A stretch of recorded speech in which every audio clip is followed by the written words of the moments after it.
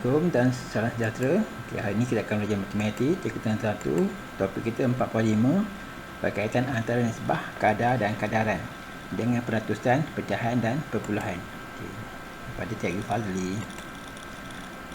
45 berkaitan antara nisbah, kadar dan kadaran dengan peratusan, pecahan dan perpuluhan. Teknik pembelajaran menentukan hubungan antara peratusan dan nisbah. Apakah hubungan antara peratusan dan nisbah? Daripada aktiviti penolakan 3 didapati bahawa peratusan ialah nisbah yang menghuraikan bahagian daripada 100. Misalnya 20% maksudnya 20/100. Peratusan bermakna per 100.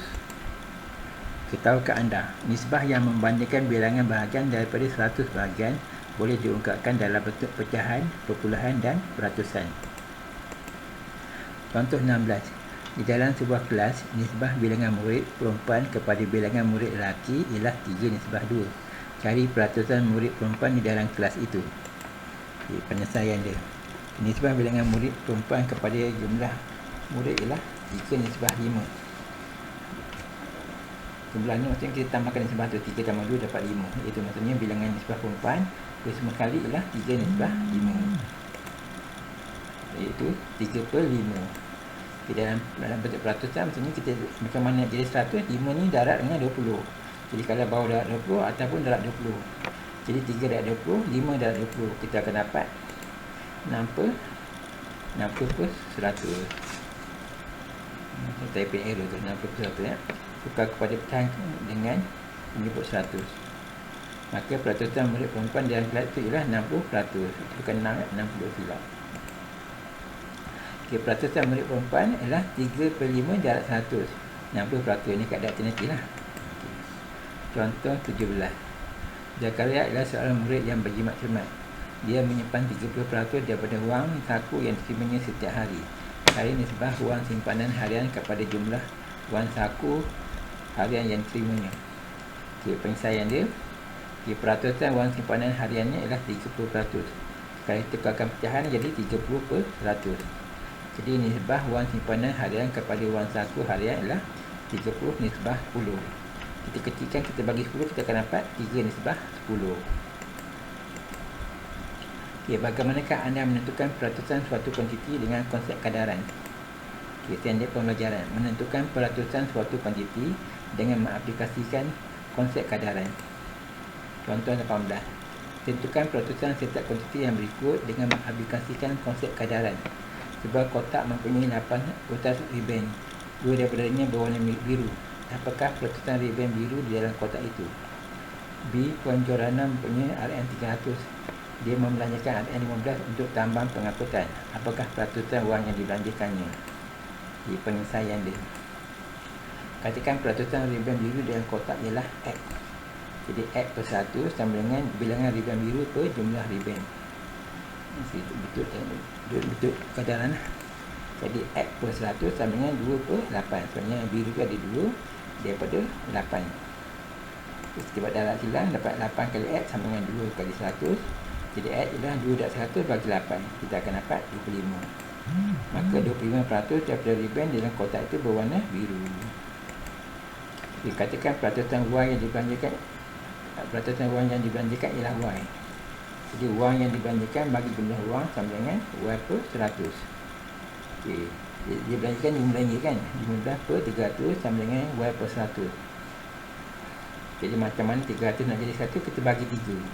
Jadi kalau bawah bagi 3 ataupun bagi 3. Jadi 15 bagi 3 kita akan dapat 5. Jadi Y sama dengan 5. Jadi Puan Jerana membelanjakan 5% daripada wangnya.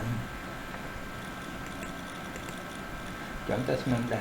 Dalam satukan level jualan, Encik Rosli memilih sehelai kemeja dari satu rak yang mempamerkan tanda harga potongan 45%. Harga asal kemeja itu ialah RM85.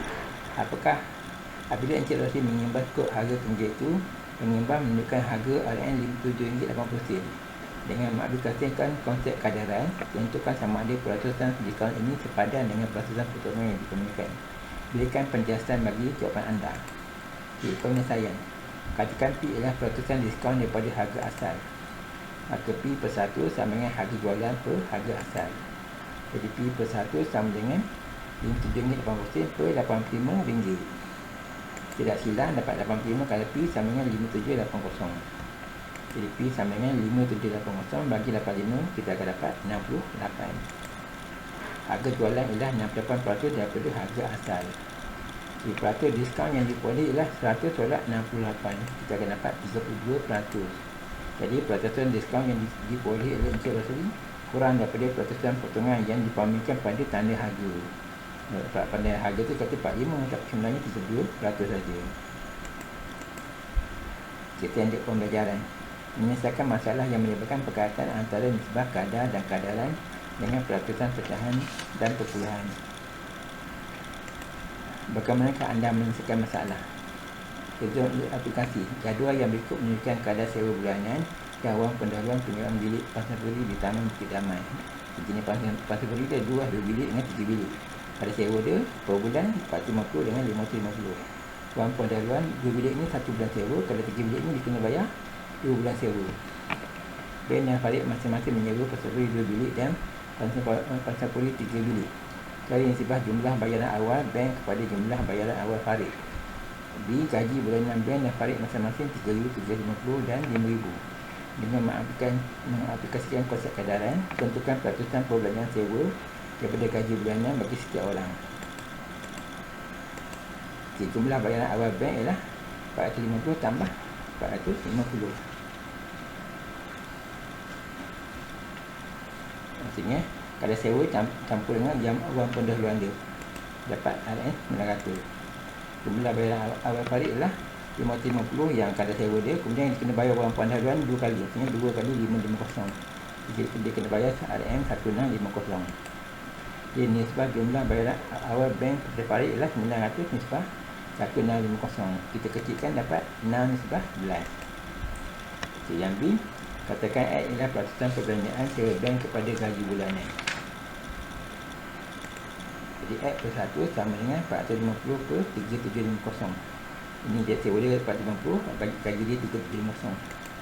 Jadi kita dapat X ialah 450 per 3750 darab 100. Kita dapat 12%. Jadi bank membelanjakan 12% daripada gaji bulanannya untuk bayaran sewa.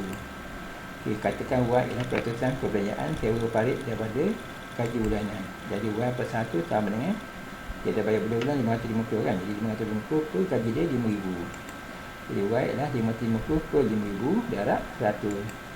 Kita akan dapat 11. Maksudnya Farid melanjutkan 11% daripada gaji bulanannya untuk bayaran sewa. Okay, kita saja sekian. Terima kasih.